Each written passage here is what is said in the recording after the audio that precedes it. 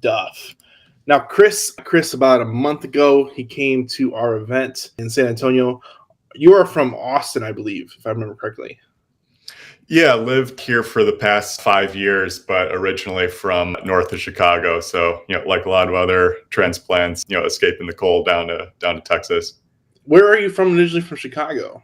Suburb called Libertyville. It's about 45 minutes north of it. So, yeah, I know folks around the area might be familiar. I've never heard of Libertyville, but I grew up in Hammond, which is right over the border in Indiana.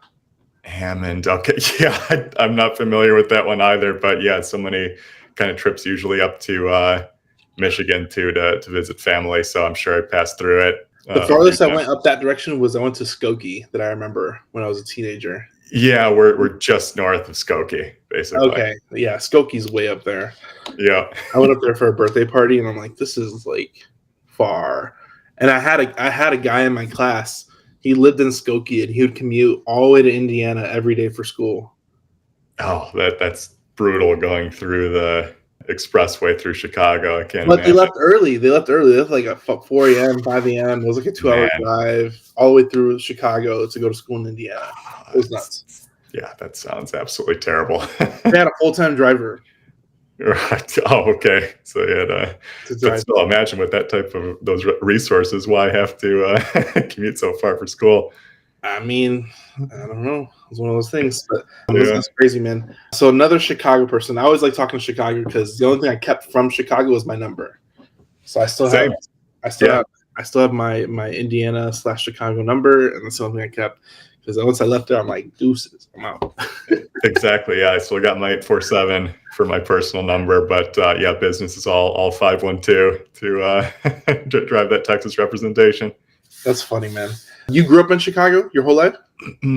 Yeah, for almost 30 years. I met my girlfriend at the time, now wife, and probably 6 months after we had met, I already had some mentors that were doing some work in Austin, and this was back in 2016. And we know Austin's, it's no secret the growth that's been going on here, but it was already trending in that direction then, and I always kind of knew, get away from the cold up north, and to a more a state that's more friendly and exciting for business side, as well as mixing that outdoor lifestyle. And I wasn't in land back then, but little did I know after getting into this industry that this would really be the most exciting state to be based in.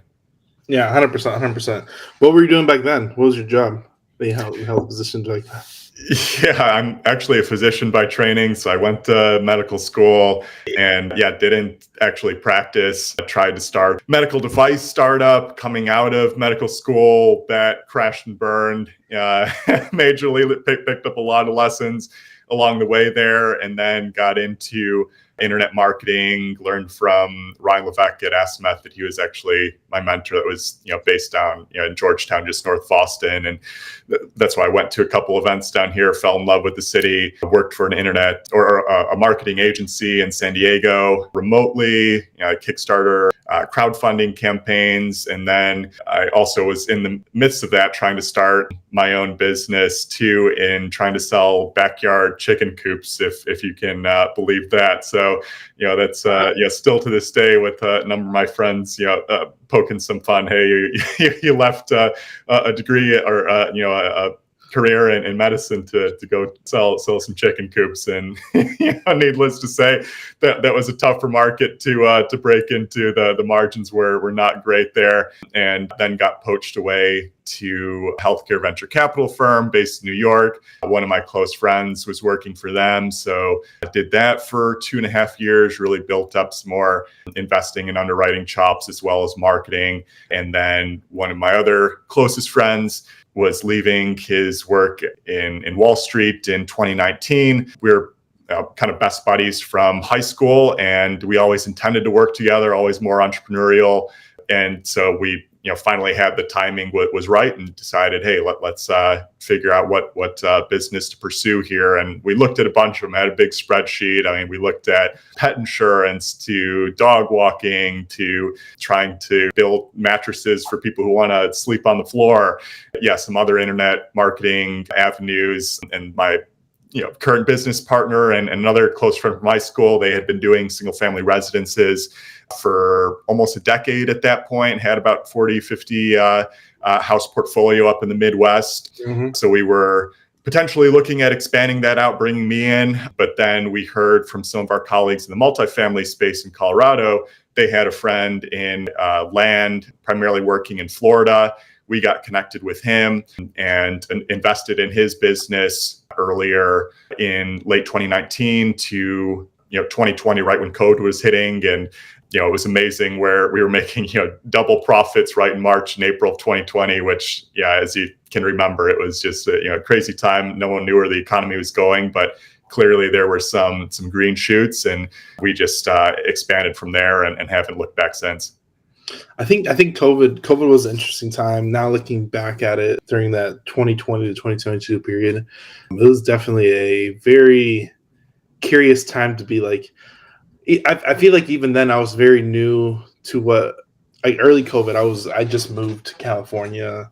Like it was crazy, man. But looking back at it, I think there was a lot of good things that happened during COVID, and a lot of people were like, the world shut down. It's crazy, but. I mean, on the business side, I've seen so many people make a lot of money during that transition period. It was a good time to learn, good time to get a lot of mistakes out of the way too. I mean, there were some properties we bought back in our early days that we probably would have lost a lot more money buying now as the market got a lot more efficient and more difficult. But you almost couldn't lose money for 18 or so months back then. Which is insane. Insane to think about. But when things are trending up, it's everybody looks like a genius. Yep, exactly. Yeah, easy to get caught in the greed and start relaxing your principles and underwriting and everything. And we definitely paid the price for that as the market started to turn. And I think that's happened to a lot of people. But sometimes you just gotta survive, and more time in the market can sometimes equal success in the market, and that's what we've really found too. So right now you're mostly serious land.capital. So how long have you been doing that, and is that a fund backing? Yeah, so we just started this earlier this year. Like I alluded to in myself and my two partners started in land, late 2019, early 2020. Initially, we ran a smaller fund. We're more, institutional guys. We thought we were going to take this individual's business in Florida, $1 million business, try to scale it up to 10. But as you well know, in the land business, a lot of cowboys, cowgirls in here, that don't like really following operational procedures and so forth. And this guy just couldn't grasp the context of how to deal with serious limited partners and so forth, and reporting and all of that. And so unfortunately we had to remove him pretty early on, and we had to take over the asset management role, teach ourselves on everything in the land game, a lot from RE Tipster, learning from Seth, as I think a lot of folks coming into land flipping do. And so again, we developed some success from there, got our investors solid returns, and then my two partners and I, we were just using our own capital to run our flipping business. And that had gone well for 2020, 2021. 2022 was just a down year for us in general. And I think a lot of people, I'm involved in other investments too. I mean, I had a drawdown of like 85% of my net worth, other things going on, personal life, baby on the way, trying to move into a new house, as interest rates going up. And again, the real estate market was turning. It was just a tumultuous period where we were just, trying to figure out how do we continue to make this thing work. And so that started, continued a little bit into earlier 2023. But then, I really sat back and thought about it. My two partners and I were, we've always had a bit more capital backing to work with. We're much better at the underwriting side compared to direct marketing. We're connected with a lot more capital through our internal networks. We understand and can draft a lot of legal agreements, participate in more complex deals. Like, let's try to reorient our business. And so this is where we look to see, a lot of the coaches in the space, in the land flipping space, really start to push using OPM, other people's money, as well as opening their own funding outfits in addition to just direct marketing themselves. And so we just made the decision, hey, let's try opening up funding side of our business, market it out, see if there's any type of hits here, now that the industry seems to be transitioning towards the coaches really advocating, hey, try to scale up your business faster, even if you're giving up a share of your profits. So we started marketing in May of this year. And almost instantaneously, we started getting some solid leads coming in. We did our first deal in late June, and I think we're closing in on about 20 or so. I'd have to check on that. But by the end of this year to date revenue plus anticipated portfolio value, we're going to be closing in on between 1.5 to 2 million or so, and have about another $1 million in expected end sales value in the pipeline here. So the business really took off quickly, and these are only smaller flips, between 20,000 200,000 purchase price on average. And so we're trying to expand much beyond that into mid six figures to high six figures, low seven figures, subdivide, entitlement type deals as well. And that's why it was great to connect with like you and Anthony and some of the other folks pursuing those bigger deals, because we can match our capital backing with the deal flow that y'all have, and just really exciting opportunity to pursue. Yeah, there's a lot of opportunity. One thing I've noticed, I think I've been in the land space for 5 years now, or almost 6. No, it's been 5. It's been 5 years. There's a lot of people in that lower space. So there's a lot of deal volume you can definitely get on that low end of $100,000 or less. But when you get to the higher tier level, there's still a lot of volume up there, but there's less people doing it. So it's just networking and meeting those people that operate at that higher threshold, because they're out there few and far between. You just gotta network around and make some phone calls and make some emails and make it happen, make those connections happen. Because I've only met a few people that are operating in the higher level space, but man, the low level, there's a lot of people, a lot of people. I was having a Twitter banter on somebody buying desert squares in California the other day, and I'm like, I'm good.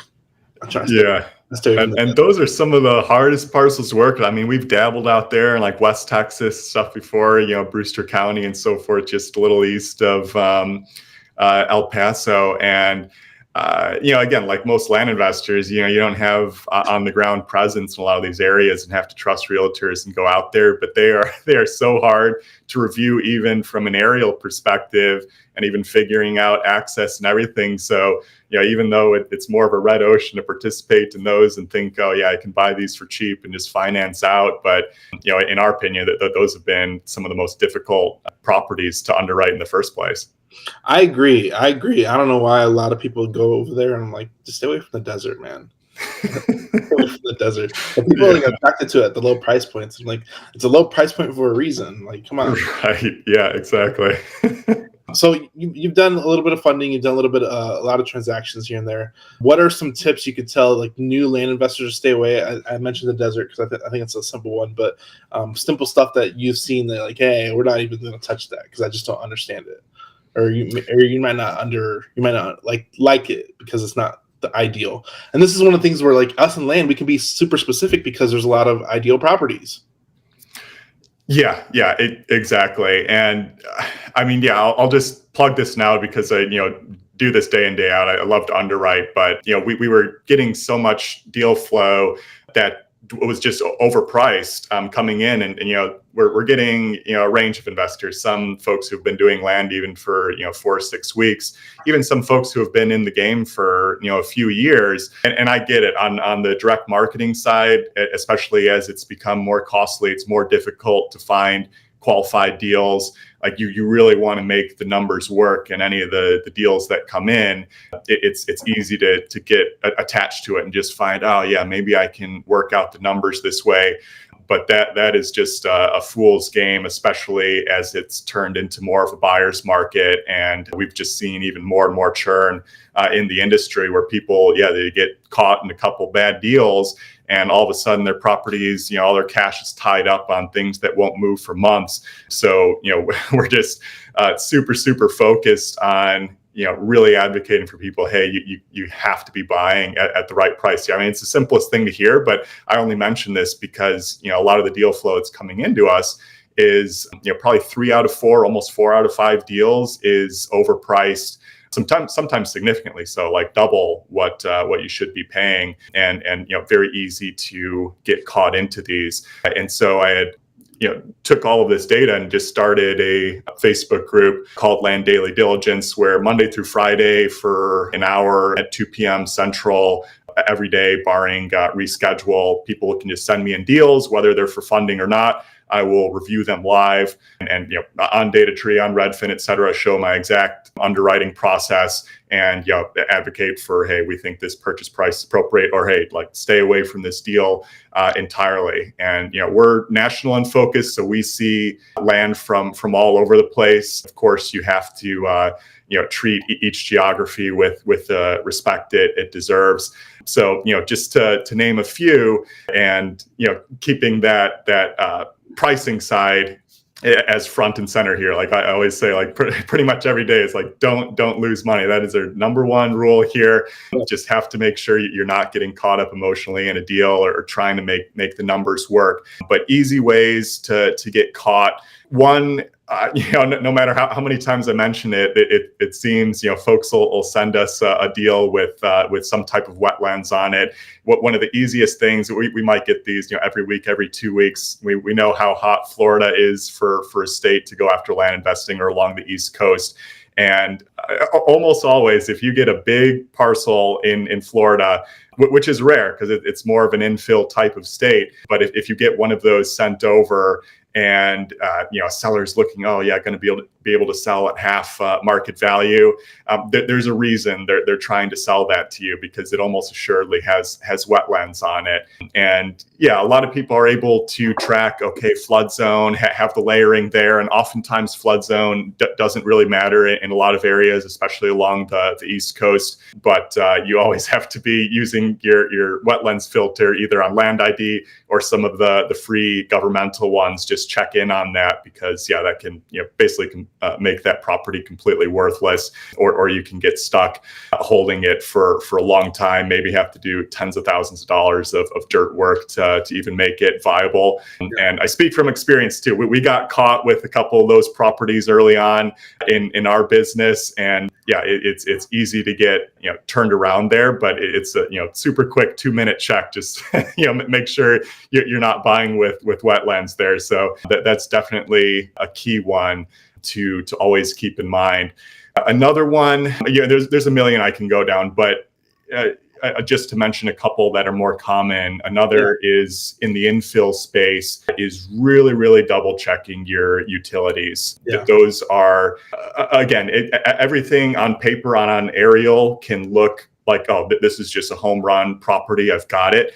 But if you don't really pound the pavement, call the city, email them, keep finding somebody who has an answer for, hey, does this sewer line actually extend in front of the property? And if not, what's the cost of this going to be? I mean, we were looking at one in Oregon earlier this year that seemed like a $20,000 buy and sell for 80, just like perfect infill lot. But the reason we could get it so low is, the sewer didn't extend out to the front of the property. It needed like an extra 60, 70 feet.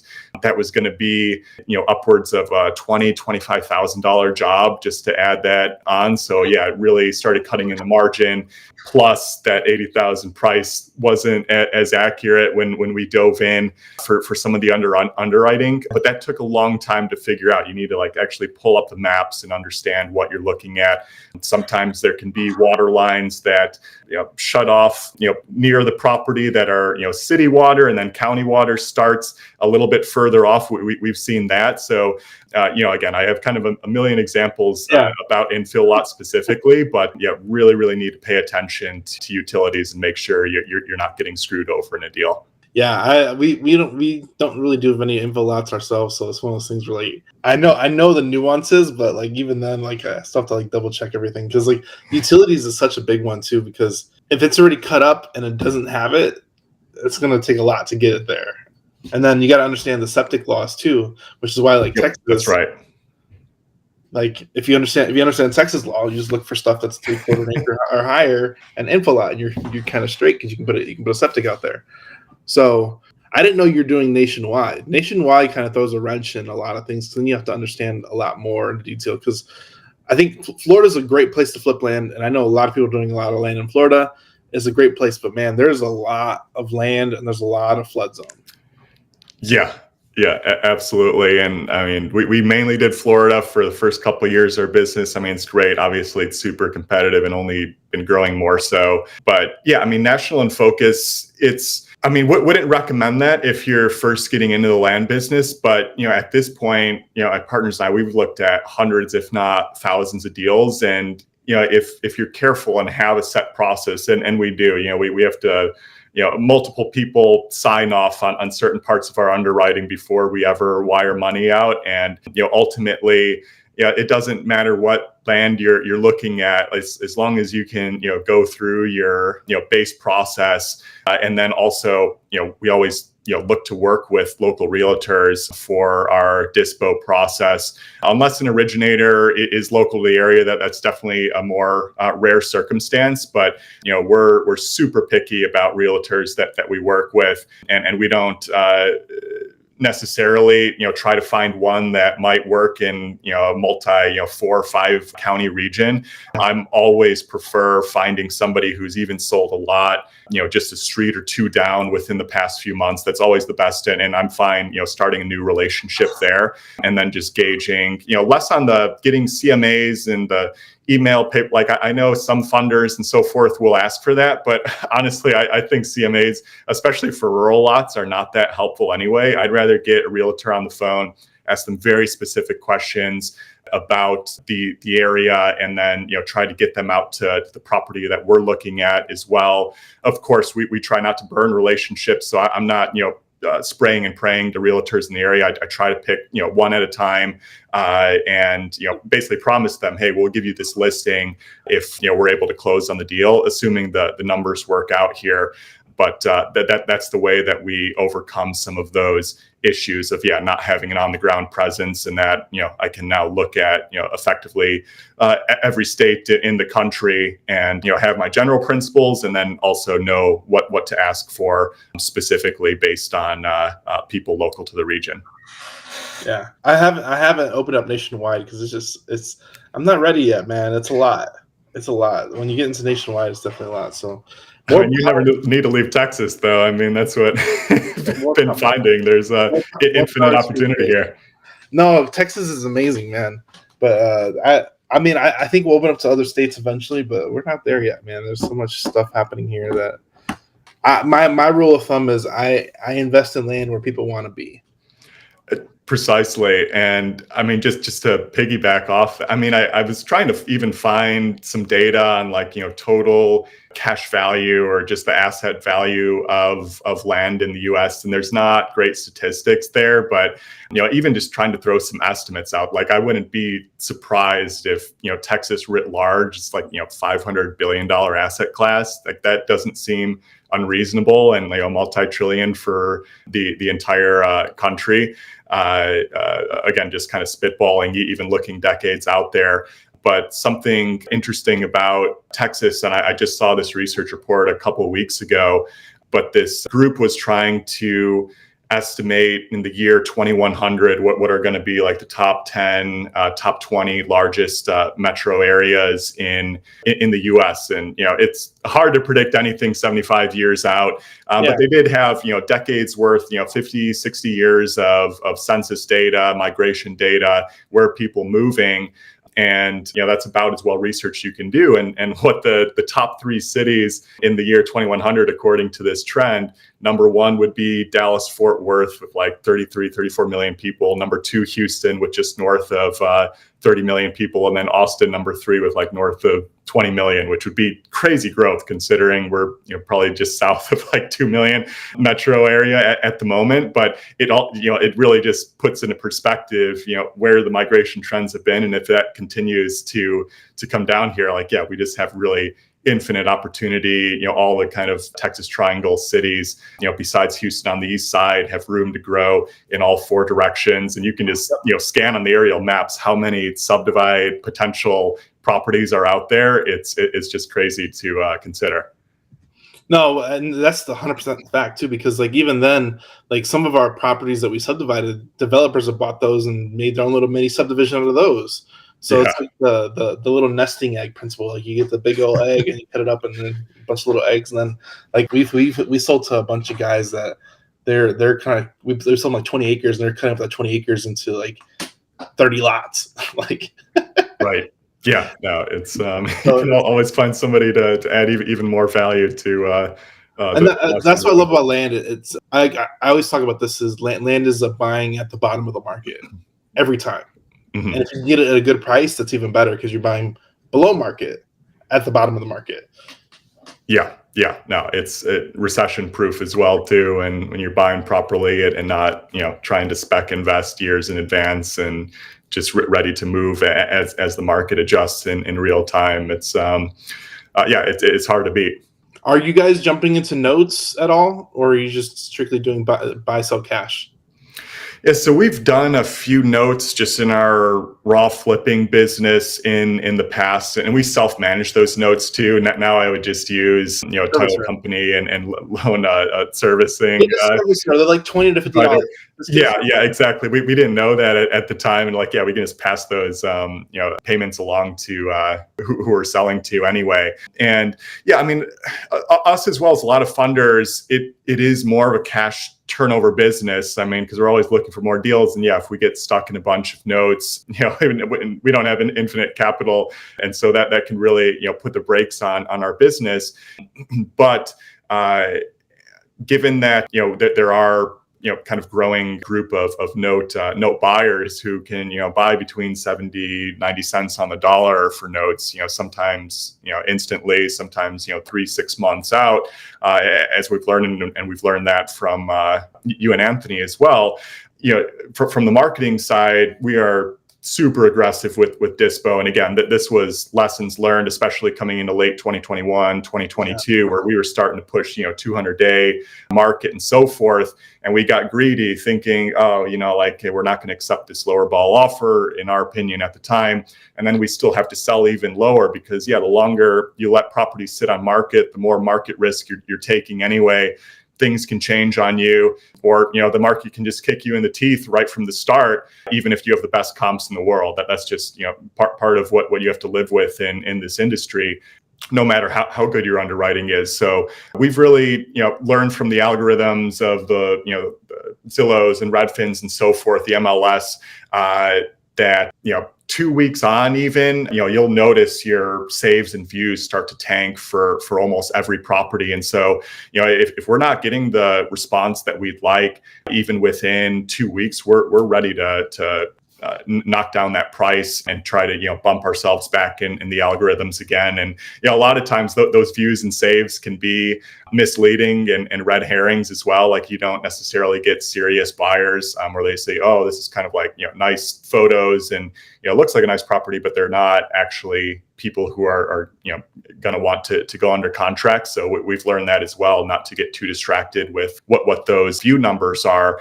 And then after that price cut, if we might even go 1-2 weeks after that, depending on the absolute dollar value of the property, just keep cutting until we find that number. And again, this is assuming we're marketing properly, have good drone photos, and that there's nothing needing to be done, soil test, survey as needed for end buyer, all of that squared away. Then largely it's going to be a pricing issue.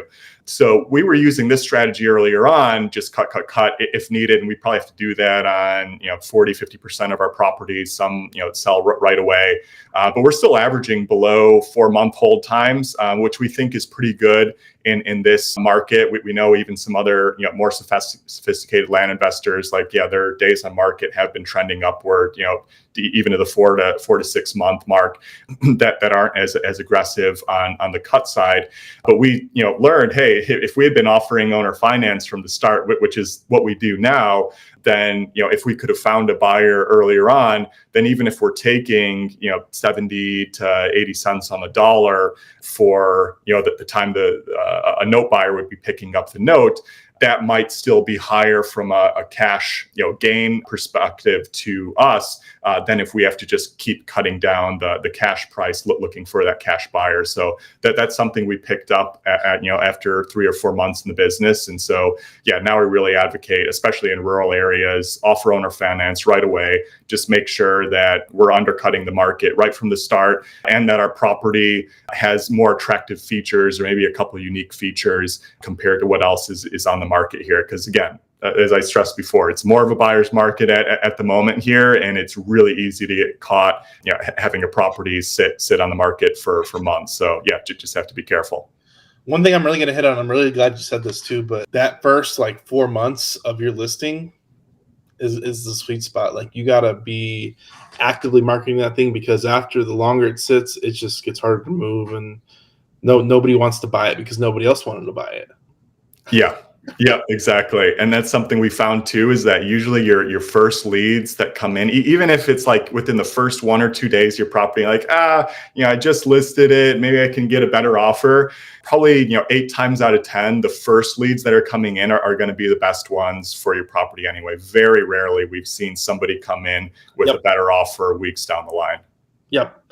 So, man, I'm really, really glad you said that, because facts right there. Chris knows the power, but you got to take those early offers seriously, because they're serious offers in most cases.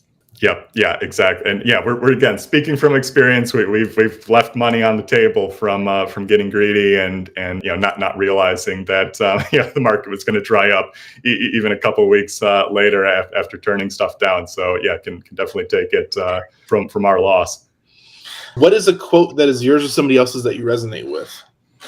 Yeah, so I actually have a quote wall right behind my computer here, so I can always pull something and get reference to that. But one of my favorite ones is action expresses priorities. And so this is daily reminder for myself, and I think a lot of people is hey, we might get inspired about what other people are doing, or we make even a plan over the weekend. Hey, here's how I'm going to hit the ground running this week and so forth. But ultimately, if you're not doing any of those things that you're even thinking about, or saying to other people that you're going to do, that's not actually a priority for you. It is eating right, or exercising on personal side, or taking my business to the $500,000 mark, to the $1 million mark. If that's not actually coming to fruition, then it's not truly a priority for you. And I'm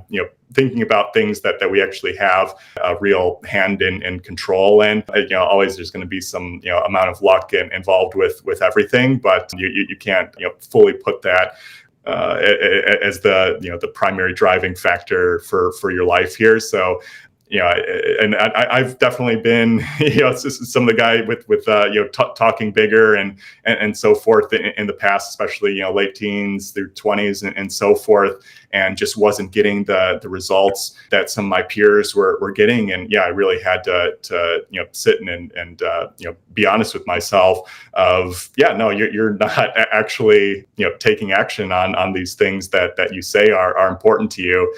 And so that's always one of my favorite things that I keep in back of my mind, even today, just to make sure that I'm aligned with how I'm acting, and paying attention to who around me is also on a similar track.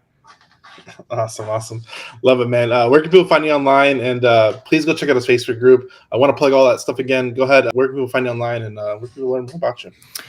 Yeah, I mean, you can see if you're watching on video, and yeah, seriousland.capital is our site, and you have my contact info on that, chris@seriousland.capital, or my direct phone number, 512-807-0800. Feel free to text, call at any time. If you have a deal for funding, you can find all our criteria on the site.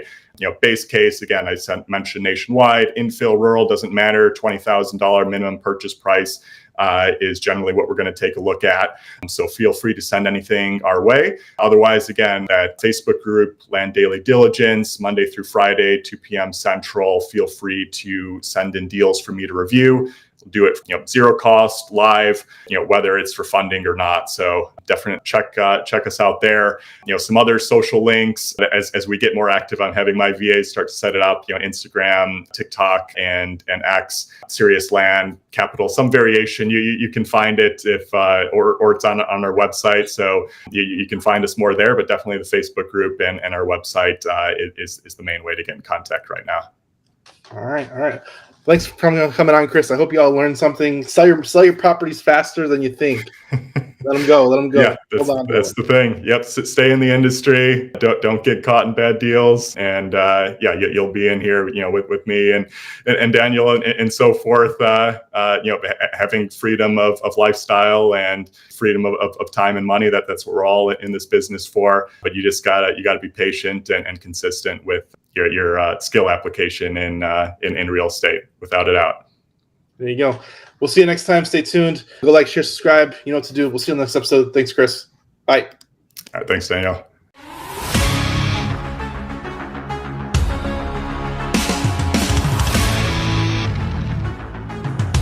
Amazing. Thank you, Ryan, for having me here.